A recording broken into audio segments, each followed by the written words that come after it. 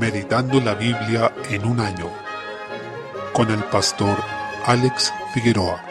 Día 28, mes 3. Deuteronomio capítulo 9. Una vez más, Dios hace un llamado a Israel a escuchar diciéndoles: Oye Israel. Esta exhortación a oír las palabras de Dios está a lo largo de todo el libro. El Señor ya está preparando a su pueblo de manera definitiva a entrar en la tierra que Él les ha prometido. Les recuerda que solo Él es su fortaleza, su victoria, quien va delante de ellos y quien va a pelear la batalla. Al Oye Israel se le suma entiende. Dice el versículo 3: Entiende pues hoy que es Jehová tu Dios el que pasa delante de ti como fuego consumidor. Ya les había advertido que cuando empezaran a prosperar en la tierra y se enriquecieran, no se olvidaran de él. Ahora les dice que no lo menosprecien pensando que ellos fueron los que vencieron por su poder, sino que deben recordar que fue Dios quien los hizo entrar en la tierra prometida porque ellos eran impotentes para hacerlo e incapaces de derrotar a los pueblos de la región, que eran mucho más poderosos que ellos, por cierto. En el versículo 5 Dios afirma que los hizo entrar por estas razones. Primero, era un juicio de él sobre esos pueblos. También ese juicio es parte de la maldición que pronunció Noé sobre Cam, porque estos pueblos descendían de él. Y segundo, es el cumplimiento del pacto que hizo Dios con Abraham y que luego confirmó con Isaac y Jacob. Desde el versículo 6, además les recuerda que no solo no es por la fuerza que ellos tienen como pueblo que iban a entrar en la tierra prometida, sino que tampoco era por su justicia, porque el pueblo de Israel había sido rebelde a lo largo de todo el camino. Desde que el Señor se acordó de ellos y los sacó de Egipto, fueron desobedientes porque habían tenido sus cuerpos en el desierto, pero su corazón todavía estaba en Egipto. Desde el versículo 8, también el Señor les hace presente que les dio una ley escrita con su propio dedo, pero que ellos despreciaron y rechazaron, porque eran un pueblo duro de cerviz. Este pasaje también nos muestra el corazón de Moisés, quien intercedió por ellos a pesar de que el pueblo murmuraba contra él y lo menospreciaba como líder una y otra vez. Moisés dijo en el versículo 24: Rebeldes habéis sido a Jehová desde el día que yo os conozco. Sin embargo, intercedió, ayunó, oró y se quebrantó delante de Dios por ellos, a pesar de estas constantes rebeliones de Israel contra el Señor. Capítulo 10. Encontramos aquí el pacto renovado. El Señor les escribió los mandamientos en tablas de la ley en un primer momento, pero Moisés las había roto en el acontecimiento del becerro de oro. Por tanto, Dios las volvió a escribir para que el pueblo contara con esos mandamientos y estuvieran almacenados en el arca que él había hecho para guardarlos. Desde el versículo 12, en esta sección tenemos lo que Dios exige. Esta porción es realmente maravillosa y hacemos bien si estamos atentos a ella. ¿Qué pide Jehová tu Dios de ti?, dice el versículo 12. Acá hay una serie de verbos y siempre debemos poner atención a los verbos, que nos hablan de nuestra relación con Dios y de lo que Él demanda de nosotros. Estos verbos son temer, andar, amar, servir y guardar. Dice primero que hay que temer a Jehová tu Dios, es decir, reverenciar su nombre, saber que el Señor tiene poder para destruirnos y consumirnos, que eso es lo que merecemos, pero Él no lo hace, sino que nos ama y nos guarda. Por tanto, merece ser temido y reverenciado. En el capítulo 9, el Señor hizo todo este recuento de la rebelión del pueblo y lo que les quiere decir es que no merecían entrar en la tierra prometida, sino ser destruidos, cosa que el Señor estuvo a punto de hacer varias veces, pero les dio entrada por pura misericordia y gracia. Luego dice que hay que andar en sus caminos. Implica obedecer su palabra y configurar toda la vida en torno a ella. Es disponer hasta lo más cotidiano con este fin, tanto así que se describe como un andar y un caminar para obedecer al Señor. En tercer lugar, debemos amarlo. Esto implica obedecerlo y también poner nuestros afectos en el Señor, reconociéndolo a Él y a su palabra por sobre todas las cosas. En cuarto lugar, debemos servir a Jehová con todo el corazón y con toda el alma. Eso implica una adoración que surge desde lo más íntimo de nuestro ser. La Escritura es maravillosa porque es la verdadera religión, la cual no es solo realizar actos externos. Por ejemplo, el Islam tiene el peregrinaje a la Meca, el ayuno en Ramadán y otras cosas. Podemos tomar cualquier otra religión y ver que siempre hablan de actos externos. En cambio, acá se nos habla de amar al Señor con todo el corazón y con toda el alma. También debemos guardar sus mandamientos. ¿Por qué debemos hacer esto? Porque Jehová, Dios, es a quien le pertenecen los cielos y los cielos de los cielos, la tierra y todas las cosas que hay en ella. Dice el versículo 14. El fundamento de la obediencia es, primero, porque Dios es Dios. Dios es Señor de todo. Dios es Dios de dioses y Señor de señores. Dios grande, poderoso y temible, que no hace acepción de personas, dice el versículo 17. Es decir, que Él no juzga y no observa según los criterios humanos. Es un Dios que no puede ser sobornado, sino que hace justicia y hace misericordia. Dado que Dios es así, debemos obedecerlo con todo nuestro corazón y con toda nuestra alma. Y segundo, el segundo fundamento para la obediencia es que Dios ha tenido misericordia, nos ha salvado y por lo que Él ha hecho por nosotros en nuestro favor, Salvador, nosotros debemos entonces ahora vivir agradecidos a Él, obedeciendo sus mandatos. También el Señor les recuerda que Él escogió a sus padres para salvarlos. Es muy llamativo lo que dice en el versículo 16: circuncidad pues el prepucio de vuestro corazón y no endurezcáis más vuestra cerviz. Esto nos dice que el propósito real y más profundo de la circuncisión era reflejar una consagración, devoción y obediencia a Dios. Solo a Dios debemos amar y servir, solo por su nombre debemos jurar, y Él es objeto de nuestra alabanza, como dice el versículo 20.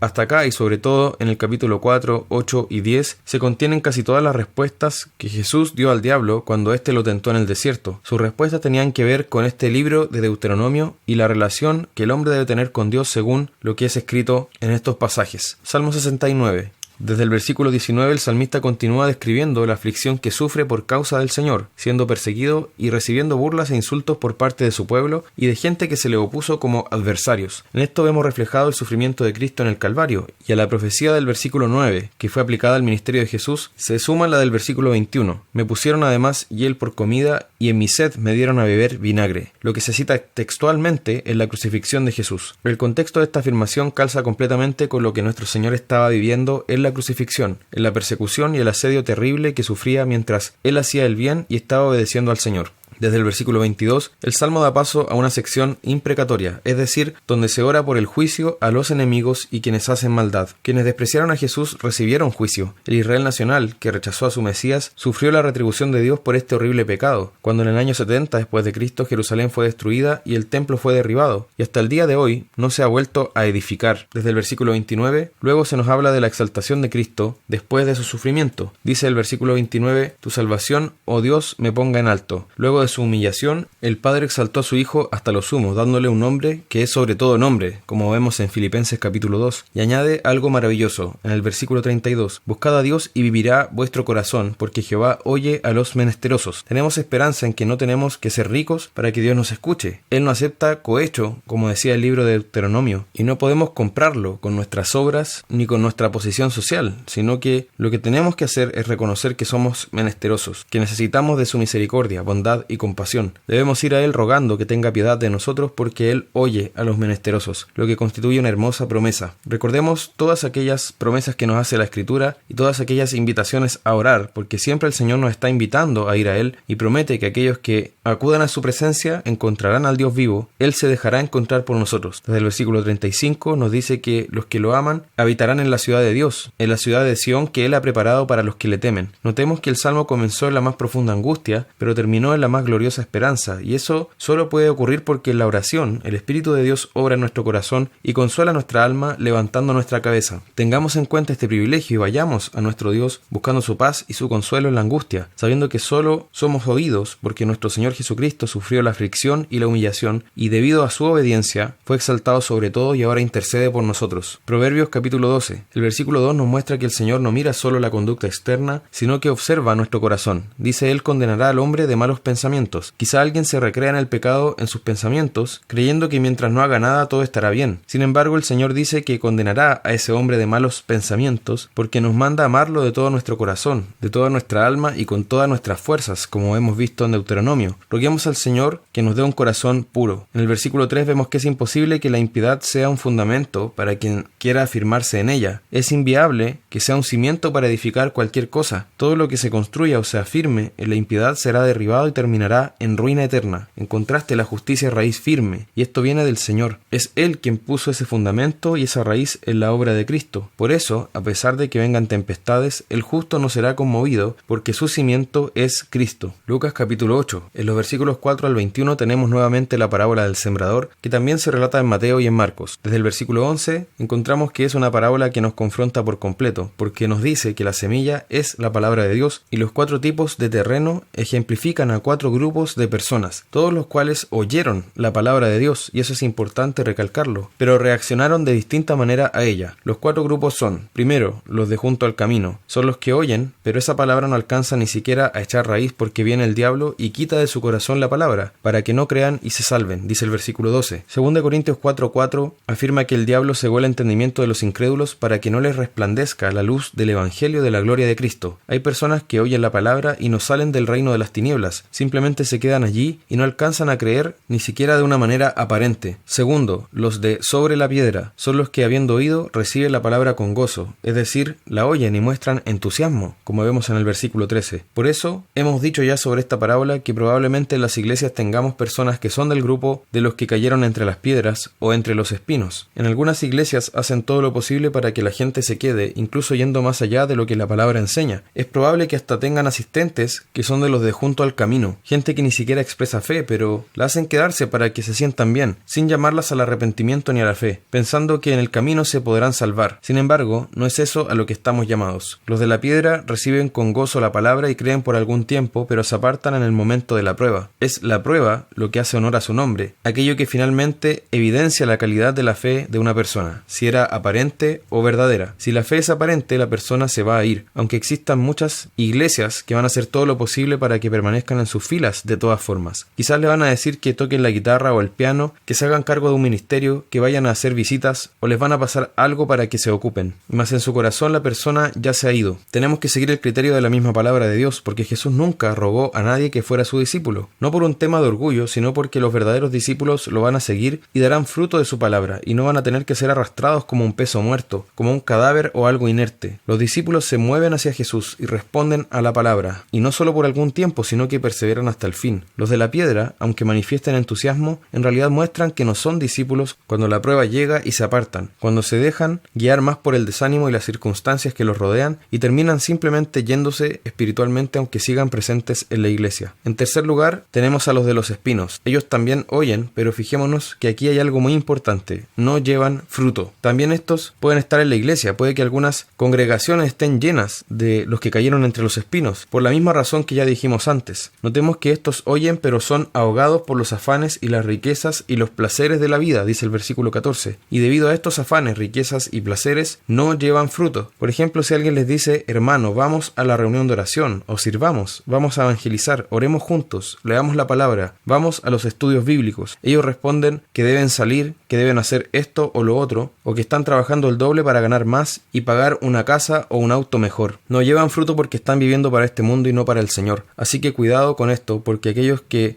se encuentran en esta situación no son discípulos, sino que lo son únicamente en apariencia. Como iglesia tenemos el deber de no participar ni colaborar con el autoengaño de una persona que se encuentra en una situación como esta. En cuarto lugar tenemos a los de la buena tierra, que son los que tienen una característica esencial. Ellos oyen la palabra y la retienen. Eso implica que la guardan en su corazón, que la atesoran y andan conforme a ella, siendo resultado de eso que dan fruto con perseverancia. En el versículo 15, solo estos son los verdaderos discípulos. Probablemente, como ya hemos dicho en muchas iglesias, se piense sobre ellos que son el grupo de los hermanos consagrados, pero no, estos son los discípulos. Lo que pasa con los otros es que no son discípulos realmente, no están siguiendo a Jesús. Desde el versículo 16, lo que sigue es continuación de lo que explicamos antes, porque tiene que ver con el cómo oímos. Por eso Jesús dice: mirad pues cómo oís, porque a todo el que tiene se le dará, y a todo el que no tiene, aún lo que piensa tener se le quitará. ¿Cuáles son los que no tienen? Pues los de junto al camino, los de la piedra y los de los espinos, porque aunque estén entre los discípulos, no lo son.